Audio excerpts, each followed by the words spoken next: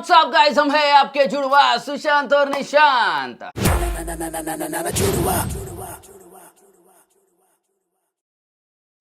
नमस्ते, सत श्री अकाल, अस्सलाम वालेकुम, नमो बुद्धाय। तो गाइस वापस हम लोग आ गए हैं एक इंफॉर्मेटिव वीडियो के साथ। और मेरे को निशु ये बात की बहुत खुशी होती है कि गाइस ये हमारा जो चैनल है ये कॉमेडी वीडियोस का था, बट हम लोगों ने इंफॉर्मेटिव वीडियोस चालू किए और आप कॉमेडी वीडियो से ज्यादा इंफॉर्मेटिव वीडियोस देखना पसंद कर रहे हो। इससे मेरे को बहुत खुशी हो रही है। क्यों? क्योंकि जुड़वास टीवी जो हमारा चैनल है गाइस, वो हमारा यही मोटो था। उसको जब हम लोगों ने क्रिएट किया था कि हम लोग म्यूजिक के बारे में इंफॉर्मेशन देते रहे, जो लोग पसंद भी कर रहे हैं और बहुत लोग सीख रहे हैं। इसकी हमको खुशी है। और इसमें से भी हम लोग भले ही किसी और की वीडियोस को देख के हमारे साथ, आपके साथ, मतलब साथ में देख रहे हैं, तो एक साथ दोनों भी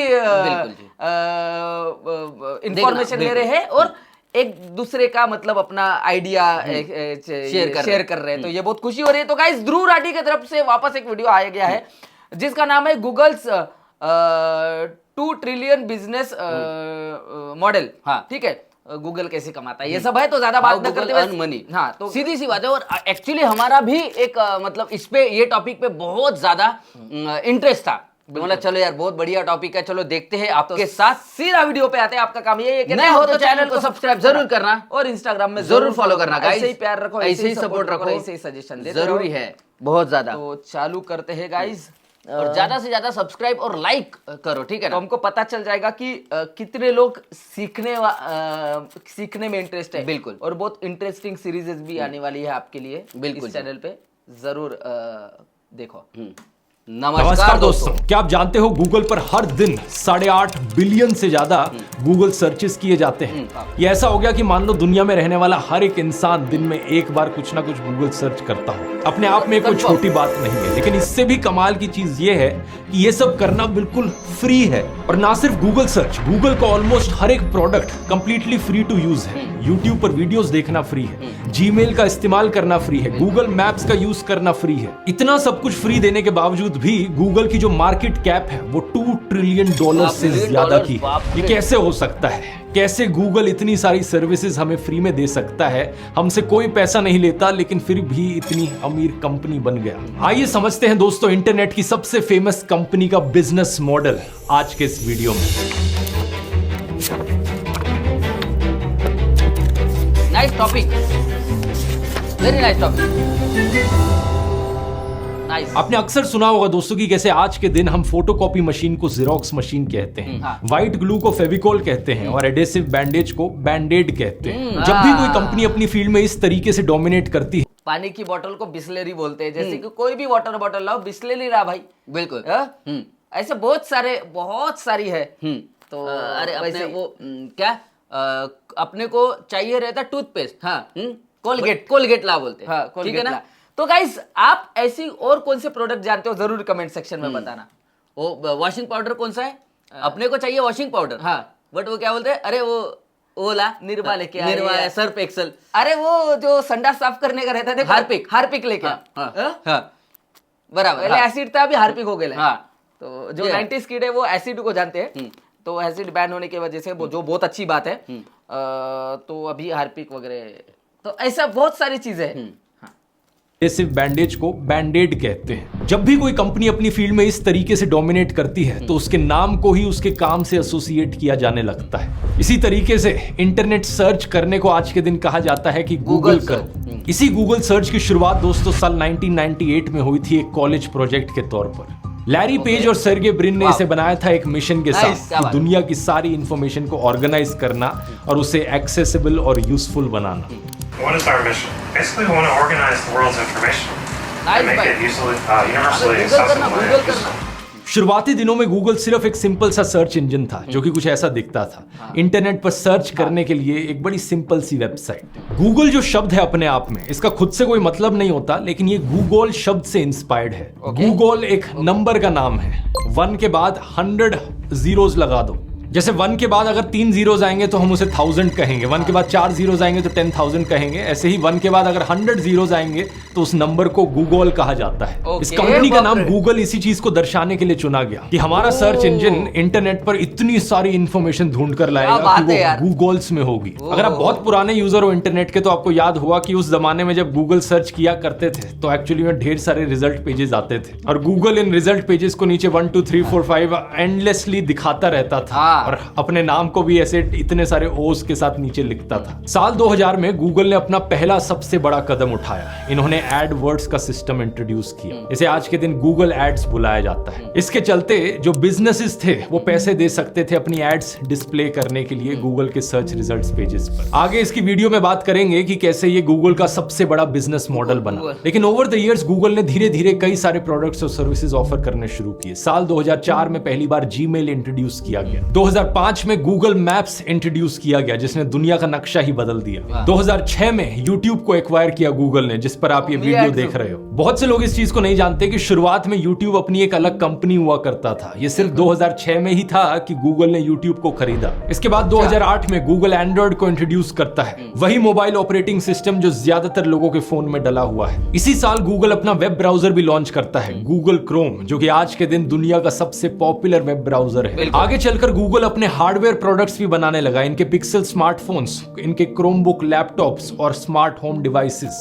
आज आर्टिफिशियल इंटेलिजेंस की फील्ड में भी गूगल एक्सपैंड कर रहा है और ये सब सुनकर आपको लगेगा कि एक से बढ़कर एक जोरदार प्रोडक्ट गूगल निकालता रहा और हर चीज सक्सेसफुल होती रही। लेकिन ये चीज सच नहीं है। मैंने जितने भी एग्जांपल्स आपको गिनाए ये सारे सक्सेसफुल प्रोडक्ट्स और सर्विसेज के एग्जांपल हैं। ढेर सारी ऐसी भी चीजें हैं जो गूगल ने ट्राई करी लेकिन गूगल उन सब में फेल हो गया। जैसे कि गूगल प्लस, गूगल ने अपना सोशल मीडिया प्लेटफॉर्म बनाने की कोशिश करी थी फेसबुक के कंपटीशन में, लेकिन ये फेल रहा। गूगल हैंगआउट्स, चैट करने की ऐप जो एक समय पर काफी चला करती थी लेकिन 2022 में से बंद कर दिया गया। गूगल नेक्सस टैबलेट्स, ये भी एक टाइम पर बहुत फेमस हुए थे आईपैड के कंपटीशन में, लेकिन एक टाइम के बाद गूगल ने इन्हें भी बंद कर दिया। Google podcast, Google glass, Google wave, Google reader failures के एग्जाम्पल असलियत में कहीं ज्यादा है सक्सेसेस के कंपैरिजन में। विकिपीडिया पे जाकर अगर आप पूरी लिस्ट देखोगे तो 200 से ज्यादा ऐसे प्रोडक्ट्स और सर्विसेज हैं जो गूगल के फेल हुए हैं। और यहीं पर हम सबके लिए एक बहुत बड़ी सीख है, failure is the mother of all successes.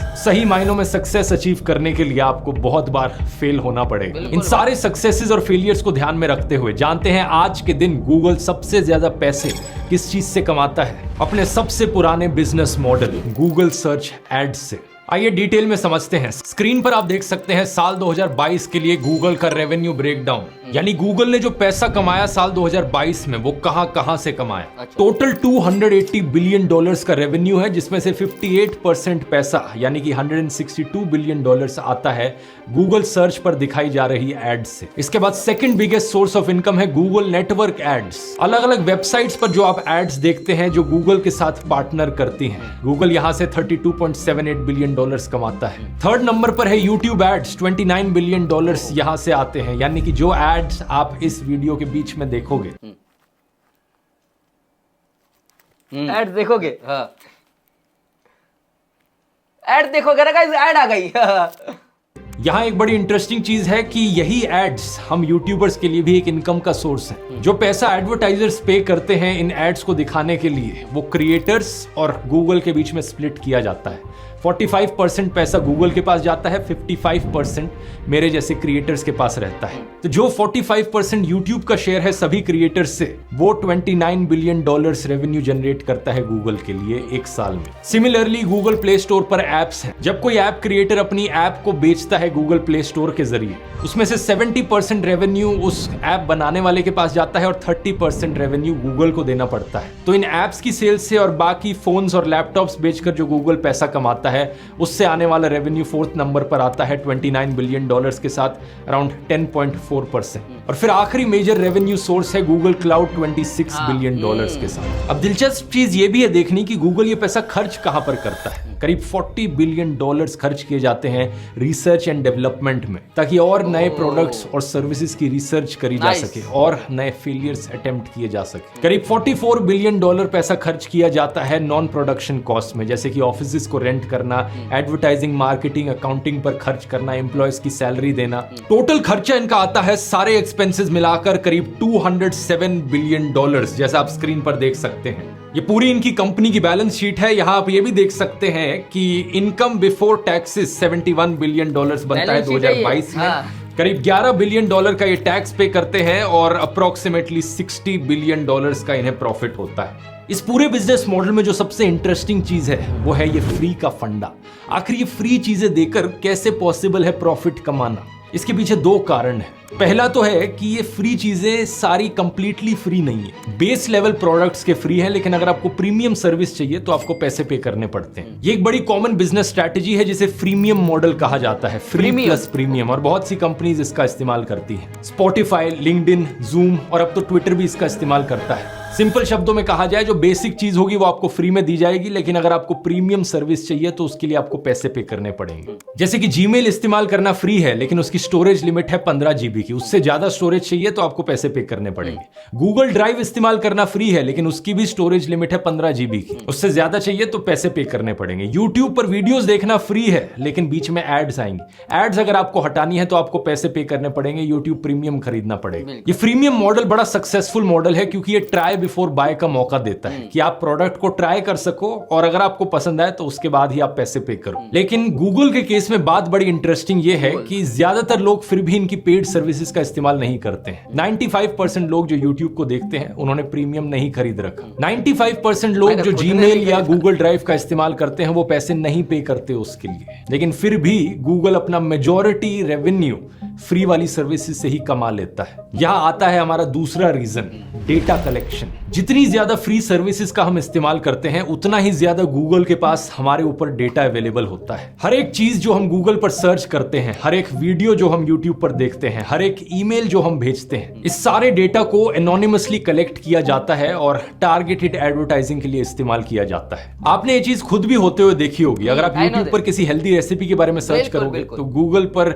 Websites पर घूमते वक्त आपको एड्स आने लगेंगी हेल्दी टिफिन सर्विसेज या न्यूट्रिशनिस्ट की। अगर आप गूगल पर दुबई के होटल्स के बारे में सर्च कर रहे हो तो आपको एड्स आने लग जाएंगी दुबई टूरिज्म की, दुबई की अलग अलग टूरिस्ट अट्रैक्शंस की। गूगल एक बड़े ही एडवांस मशीन लर्निंग एल्गोरिथम का इस्तेमाल करता है टारगेटेड एड्स दिखाने के लिए, और सिर्फ एड्स के लिए नहीं बल्कि नॉर्मल सर्च रिजल्ट्स दिखाने के लिए भी गूगल पर एक बड़े कॉम्प्लेक्स एल्गोरिथम का इस्तेमाल किया जाता है। आपके कुछ सर्च करने पर कौन सी वेबसाइट ऊपर दिखेगी सर्च रिजल्ट्स में, कौन सी वेबसाइट नीचे दिखेगी, और कैसे अपनी वेबसाइट को ऊपर रैंक कराना है, ये चीज आज के दिन अपने आप में एक अलग साइंस बन चुकी है। इसे कहा जाता है SEO, यानी कि सर्च इंजन ऑप्टिमाइजेशन। अब पेड एड्स के टॉपिक पर वापस आते हैं, इस चीज को बेहतर समझने के लिए कि एग्जैक्टली गूगल एड टारगेटिंग कैसे करता है। आपका एज ग्रुप क्या है, आप एक आदमी हो या औरत हो, आप किस देश में रहते हो, किस शहर में रहते हो, किन चीजों के बारे में आप सर्च करते हो, क्या चीजें आपको पसंद है, इन सारी चीजों के बेसिस पर आपका एक प्रोफाइल बनाया जाता है। और दूसरे पर्सपेक्टिव से जो एक एडवर्टाइजर होता है वो इन सारी चीजों को चूज कर सकता है। आपका एक छोटा सा बिजनेस है कपड़े, छोटा जो गूगल पे अपन सर्च करते हैं तो उसके हिसाब से डेटा बनाया जाता है, और जो सबसे ज्यादा पॉर्न सर्च करते हैं उनके लिए कैसा प्रोफाइल बनाया जाएगा, फिर क्या होगा, फिर वो मुझे बताओ अगर किसको समझता है तो। हाँ, क्योंकि ये भी है ना, अरे फिर क्योंकि आजकल के जो लोग हैं वो पॉर्न भी बहुत ज्यादा सर्च बिल्कुल।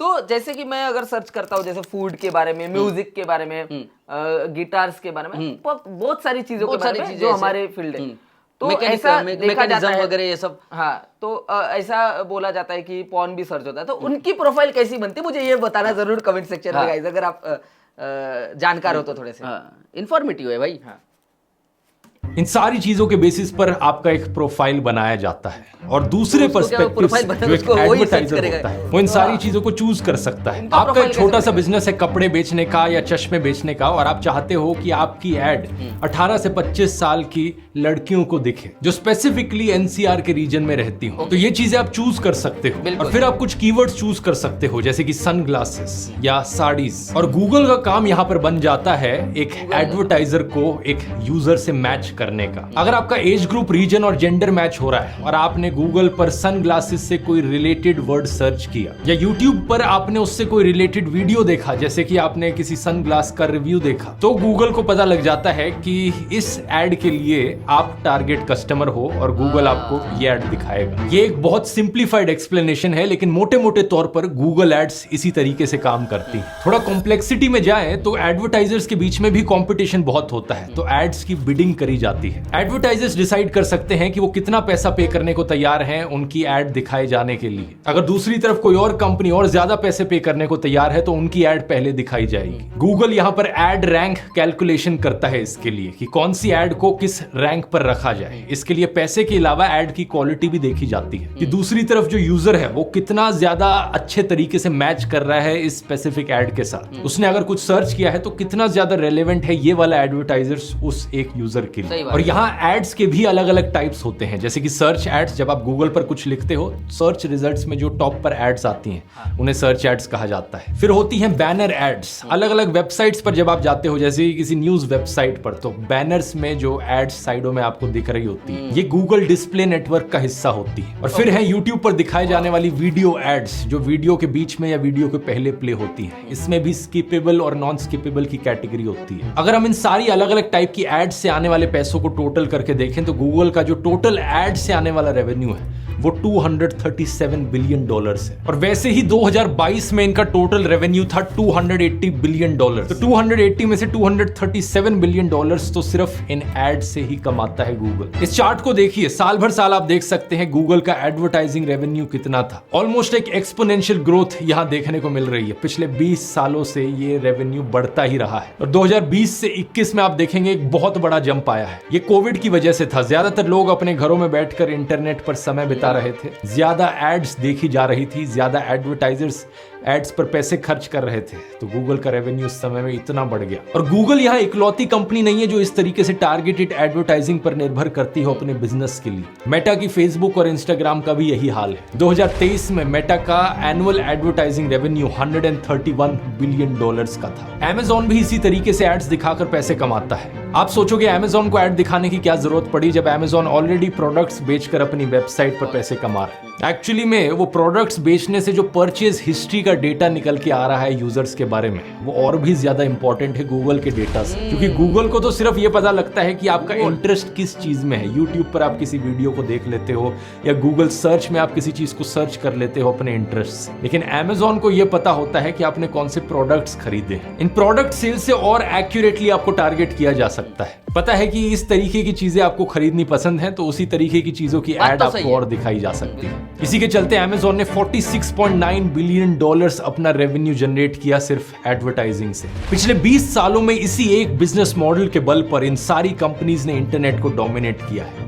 लेकिन अब लग रहा है कि इस मॉडल में क्रैक्स आने शुरू हो चुके हैं। इसके पीछे दो बड़े कारण हैं। पहला तो है प्राइवेसी कंसर्न्स। लोगों को चिंता होती है कि क्या क्या चीजें गूगल को आपके बारे में पता है, आप क्या खाते हो, कहाँ रहते हो, कहाँ काम करते हो, इवन किन डिजीजेस से आप सफर करते हो, क्योंकि अक्सर लोग गूगल सर्च करते हैं उन चीजों के बारे में। क्या आपकी रिलेशनशिप्स हैं, किन प्रॉब्लम्स को आप फेस कर रहे हो अपनी जिंदगी में। Well, I think Google does have more information than Facebook does. I don't know that's a bad thing. I think it helps make the product better. 2023 की इस खबर को देखिए, गूगल ने $93 मिलियन का फाइन पे किया था कैलिफोर्निया की स्टेट को, क्योंकि गूगल यूजर्स की लोकेशन को ट्रैक कर रहा था इवन दो यूजर्स ने लोकेशन हिस्ट्री को ऑफ कर रखा था। जैसे जैसे लोगों में अवेयरनेस बढ़ रही है प्राइवेसी को लेकर, लोग कम इंफॉर्मेशन शेयर कर रहे हैं इंटरनेट पर, और जितनी कम इंफॉर्मेशन इन वेबसाइट्स के पास जाएगी उतनी ही खराब रहेगी इनकी एड टारगेटिंग। और अगर एड टारगेटिंग खराब है तो एडवर्टाइजर्स इतने पैसे खर्च नहीं करना चाहेंगे, जिससे कि इनके रेवेन्यू पर असर पड़ेगा। लेकिन दूसरी प्रॉब्लम इससे भी ज्यादा बड़ी है। एक फेमस कहावत है जो आपने सुनी होगी, don't put all your eggs in one basket. अपने सभी अंडों को एक टोकरी में मत रखो, कहीं वो टोकरी गिर गई तो सारे अंडे टूट जाएंगे। ये एडवर्टाइजिंग का मॉडल पूरी तरीके से बिखर जाएगा अगर किसी दिन लोगों ने गूगल सर्च को ही इस्तेमाल करना बंद कर दिया किसी कारण से। तो ऑलरेडी टाइम के साथ साथ गूगल सर्च की रिलायबिलिटी कम होती गई है। पहले सिर्फ आपको एक एड ऊपर दिखती थी, लेकिन अब आप किसी चीज को सर्च करोगे तो पहले टॉप सर्च रिजल्ट्स एड्स ही होंगी। अगर सर्च करने पर सिर्फ एड्स ही एड्स हर जगह दिखती हैं तो उन सर्च रिजल्ट्स की यूजफुलनेस कम होने लगती है। और अब इमेजिन करो एक ऐसा कॉम्पिटिटर आया जो आपको एग्जैक्टली वही दिखाए जो आप सर्च करना चाहते हो बिना किसी एड्स के, जैसे कि चैट जीपीटी जैसा प्लेटफॉर्म। एक सवाल गाइस, एक चीज मैं बोल रहा हूँ,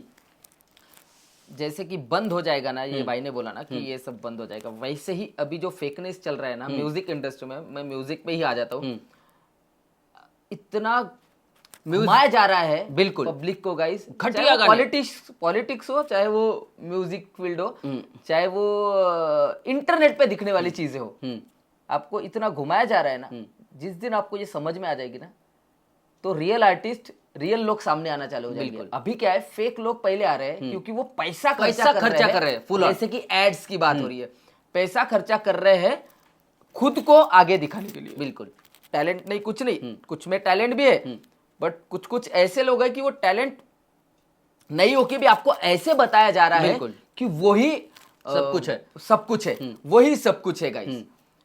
ये बंद हो जाएगा, इसलिए गाइस नहीं, दोस्तों इसलिए मैं बोल रहा हूं आपको, आप बहुत सारे ऐसे एग्जाम्पल है मेरे पास, वो क्या नाम नहीं ले सकते। हाँ, क्योंकि इसलिए आप हमारा इंस्टाग्राम चेक करो, बाकी का इंस्टाग्राम चेक करो, आपको पता चल जाएगा। वो हमारे पास वही कपड़े हैं, हम लोग वही कपड़े में फोटो दिखेंगे आपको, बहुत सारी चीजें वही दिखेगी जो है हम लोग। बिल्कुल, आप समझ रहे हो। बाकी इसमें आपको जो है वो नहीं दिखेगा, कुछ और ही दिखाया जाएगा, और पैसा देकर खुद को बड़ा बना रहे ऐसा कि हम ही चाहिए।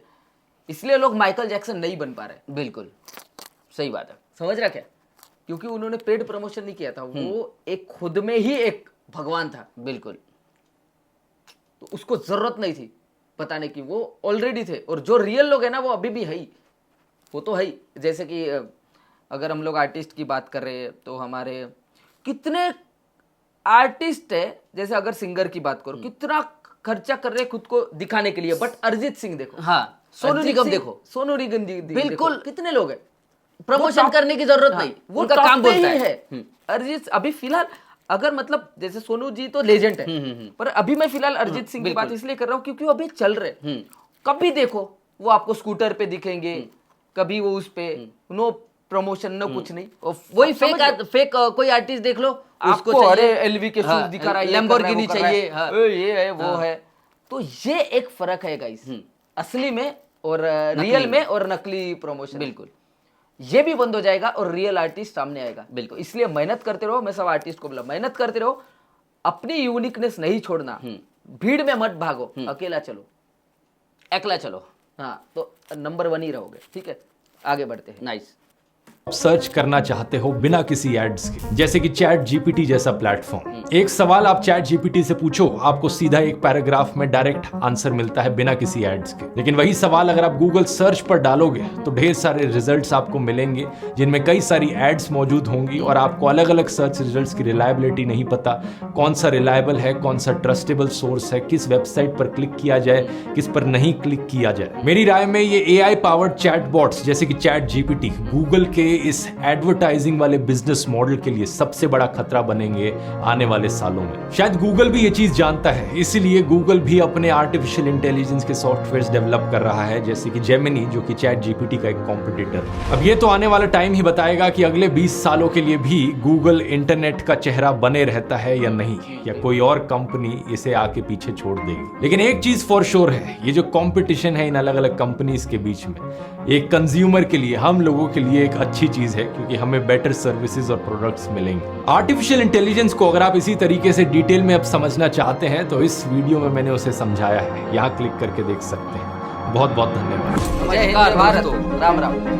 क्या बात है। एक चीज मैं जरूर बोलूंगा कि हाँ, फेकनेस तो चल रही है बहुत ज्यादा, बट रियल लोगों की जगह है और रहेगी। बिल्कुल, सवाल ही पैदा नहीं और होता। ये वीडियो मस्त था भाई, बढ़िया था यार, इन्फॉर्मेटिव, बहुत इन्फॉर्मेटिव। पहले क्या होता था गाइस, हम लोग दोनों ही रात में जब सोने से पहले ऐसे देखते थे, अभी हम लोग आपके साथ देखते हैं। तो ऐसे ही कुछ अगर आपको लगता है कि इन्फॉर्मेटिव वीडियोस हम लोग आपके साथ देखें, और आपके साथ जैसे हम लोग अपने भी सुझाव रखते हैं, अपनी भी बातें रखते हैं, आपको लगता है कि हम लोग ऐसे करें, तो जरूर और भी टॉपिक्स पे बताओ गाइस।